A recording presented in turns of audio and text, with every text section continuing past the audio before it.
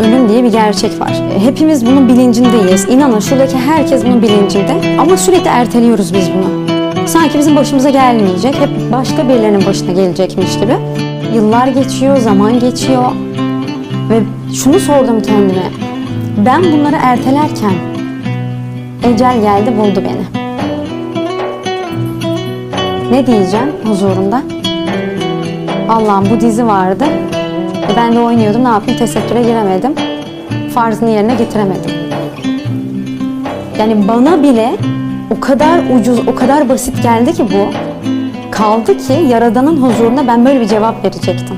Şu kadar ödül aldım, şuradan şunu yaptım, tamam çok güzel. Alkışlanıyorsunuz, ne bileyim belki yaşıtlarınız sizin yerinizde olmak istiyor. Ama ben o toprağın altına girince hangi biri benimle gelecek?